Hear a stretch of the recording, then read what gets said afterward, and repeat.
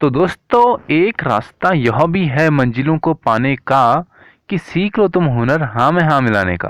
नमस्कार दोस्तों, मैं दीप बोगुना स्वागत करता हूँ आपका अपने यूट्यूब चैनल पे जिसका नाम है स्टडी इन दीप से एम्पायर। तो आज आपको ये पिक्चर देख के पता ही चल गया होगा कि आज हम क्या पढ़ने वाले हैं। आज हम पढ़ने वाले हैं पार्ट्स ऑफ स्पीच। ठीक है, तो चलिए वीडियो को शुरू करते हैं। तो पार्ट्स ऑफ स्पीच को हिंदी में बोलते हैं शब्द भेद। तो क्या होता है हमारा शब्द भेद? जो किसी भी वाक्य को अगर हम लिखते हैं या उसको बोलते हैं तो उसके लिए क्या होता है कि शब्दों के समूह यानी ग्रुप्स ऑफ वर्ड्स चाहिए होते हैं हमको। तो उनका उपयोग करते हैं। वाक्य में मौजूद जो संदेश को सही भाव यानी जो हमारा हम मैसेज दूसरे तक पहुंचाना चाहते हैं उसमें क्या होना चाहिए, एक भाव होना चाहिए, एक अर्थ होना चाहिए। ठीक है, मैं पेश कर पाना ही अच्छे भाषा की जानकार की सही पहचान है। तो यानी अगर हमको अच्छे से किसी को कोई चीज़ बतानी है तो उसके लिए हमारे पास दो चीज़ों की नॉलेज होनी चाहिए। जो शब्द का जो हमारा संदेश है उसका भाव अच्छा होना चाहिए और जो उसका अर्थ है वो भी बहुत अच्छा होना चाहिए। अब हम देखते हैं कि आगे जो शब्दों के उपयोग हैं उसके जो प्रकार हैं और वाक्य के भाव से तय होता है कि जो वाक्य है किस श्रेणी का है। यानी जो हम शब्दों का उपयोग करेंगे उसकी जो टाइप्स होंगे उससे पता चलता है कि जो उसका भाव होगा वो कैसे निकलने वाला है। ठीक है, तो मेनली क्या होता है कि वाक्य की क्या किस श्रेणी का है उससे पता चलेगा कि शब्दों का जो है सही उपयोग को समझने के लिए विशेषज्ञों ने क्या किया है कि उनको 8 भागों में बांटा है। ठीक है, जो हमारे विशेषज्ञ हैं इंग्लिश के उन्होंने क्या कर रखा है, जो समूह है उनको कितने भागों में बांट रखा है, 8 वर्गों में विभाजित किया है। यानी 8 पार्ट में उनको डिवाइड किया है। इन वर्गों को इंग्लिश में क्या कहते हैं, पार्ट्स ऑफ स्पीच कहते हैं।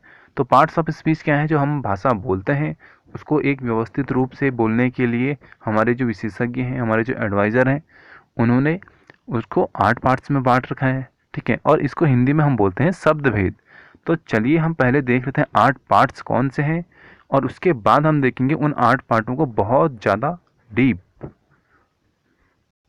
तो यहाँ पे इस डायग्राम से आप समझो कि जो हमारे 8 टाइप होते हैं, 8 जो टाइप होते हैं हमारे पार्ट्स ऑफ स्पीच के, वो कौन कौन से हैं। तो पहला जो हमारा टाइप है वो है हमारा नाउन आता है। दूसरा प्रोनाउन आता है। प्रोनाउन नाउन क्या होते हैं ये हम सब पढ़ेंगे। और तीसरा हमारा आता है, यहाँ पे वर्ब लिखा है। वर्ब वर्ब यानी क्रिया। क्रिया के बारे में वैसे हम पढ़ चुके हैं लेकिन यहाँ पे हम देखेंगे कि क्रिया के कितने प्रकार होते हैं। क्रिया के भी अभी अलग अलग प्रकार होते हैं। V1 V2 V3 क्या होता है ये सब हम पढ़ेंगे। ठीक है, प्रीपोजिशन, इंटरजेक्शन, कंजक्शन, एडजेक्टिव और एडवर्ब। ठीक है, एडवर्ब और एडजेक्टिव भी बहुत इंपॉर्टेंट हैं तो इन दोनों को भी हम थोड़ा डीप पढ़ेंगे। और जितने भी यहाँ पे 8 पार्ट दे रखे हैं, ठीक है, ये 8 पार्ट बहुत ज़्यादा इंपॉर्टेंट है। इंग्लिश का बेस यहीं से बनता है, इन्हीं 8 पार्टों से बनता है। ठीक है, तो चलिए अब हम सबसे पहले पहला पार्ट देखते हैं। तो पहला जो हमारा टाइप है वो है नाउन। अब नाउन क्या होता है, सबसे पहले ये तो आप सभी को पता है कि नाउन क्या होता है। तो पहले हम फिर भी नाउन पढ़ेंगे और इसकी जो टाइप्स होते हैं, नाउन के भी अंदर टाइप होते हैं, कितने टाइप का नाउन होता है ये सब हम जानेंगे। तो generally the purpose of a sentence, जो हमारा एक सेंटेंस है उसका जो पर्पज होता है उसको बनाने का जो तरीका होता है, is to provide provide information about और give instruction to a person, animal, place और थिंग। यानी इसका जो मतलब है वो है कि वाक्य का उपयोग आमतौर पर किसी व्यक्ति, स्थान, वस्तु के बारे में जानकारी या उसे कोई निर्देश देने के लिए किया जाता है। ठीक है, वाक्य में जो प्रयुक्त यानी जो हमारा सेंटेंस है उसमें जो उपयोग होने वाले किसी भी व्यक्ति, स्थान या वस्तु के नाम को हम क्या कहते हैं, नाउन कहते हैं। ये तो हमने बचपन से पढ़ते आ रहे हैं। अब इसमें तो हम इसके टाइप देखेंगे। तो सबसे पहले ये देखते हैं कि नाउन कितने टाइप का होता है। तो नाउन कितने टाइप का होता है तो इसकी कोई प्रॉपर एक डेफिनेशन नहीं है। तो इसलिए मेनली हम जो पढ़ते हैं वो ये है कि जो नाउन होता है वो हमारे 5 टाइप का होता है। पहला कॉमन नाउन, दूसरा प्रॉपर नाउन, तीसरा कलेक्टिव नाउन, चौथा एब्स्ट्रैक्ट नाउन और जो पांचवा होता है वो होता है हमारा मटेरियल नाउन। ये सब तो हम देख चुके हैं कि ये 5 पार्ट होते हैं नाउन के।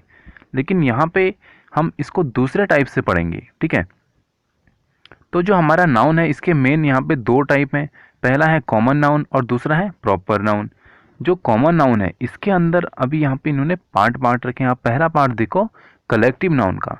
ठीक है, तो कलेक्टिव नाउन वहाँ पे तो मेन पार्ट होता है, यहाँ पे इसने कॉमन नाउन के अंदर ही एक पार्ट डाल रखा है कॉमन नाउन। और जो कॉमन नाउन के अंदर दूसरा पार्ट है वो है यहाँ पे एब्स्ट्रैक्ट नाउन। एब्स्ट्रैक्ट नाउन वहाँ पे क्या था, एक अलग ही कैटेगरी थी, लेकिन यहाँ पे इन्होंने ये कॉमन नाउन के अंदर डाल रखा है। ठीक है, इसके पीछे भी बहुत रीज़न है, वो मैं आपको जब इनको अलग से एक्सप्लेन करूँगा अभी तब बताऊँगा, ठीक है। काउंटेबल नाउन, अनकाउंटेबल नाउन, ये इसने अब्स्ट्रैक्ट नाउन के अंदर डाल रखा है, ठीक है। और जो यहाँ पे अगला इसने पार्ट रखा है वो है जेंडर नाउन, यानी जेंडर नाउन में भी यहाँ पे मैस्कुलिन हो गया, ठीक है, फेमिनिन हो गया, कॉमन नाउन हो गया और न्यूटन जेंडर हो गया। यानी यहाँ पे इसके जेंडर के तो यहाँ पे 4 पार्ट ठीक ही बटे हैं, ठीक है। और यहाँ पे नंबर नाउन, नंबर में सिंगुलर और प्लूरल के बाद हम इन दोनों के बारे में बात करेंगे। केस नाउन, केस नाउन भी यहाँ पे थोड़ा इंपॉर्टेंट है क्योंकि इसकी भी हमको स्टडी करनी चाहिए। जैसे कि यहाँ पे 2 केस होते हैं, दूसरा जो होता है हमारा पॉजिटिव केस होता है और दूसरा क्या होता है ऑब्जेक्टिव। पहला पॉजिटिव, दूसरा ऑब्जेक्टिव। तो इस अकॉर्डिंग आप ये देखो कि इसका जो डायग्राम है, ठीक है, इस अकॉर्डिंग अगर हम पढ़ेंगे तो हमको चीज़ें थोड़ा ईजीली समझ में आएंगी, ठीक है। तो यहाँ पे करते हैं वीडियो को समाप्त। अब यहाँ से आगे मैं जो आपको बताऊँगा वो इनको एक्सप्लेन करूँगा, यानी इन जो पार्ट हमने अभी पढ़े इनके बारे में हम बहुत चीज़ें जानेंगे, बहुत डीप अध्ययन करना है। तो चलिए समाप्त करते हैं। जय हिंद, जय भारत।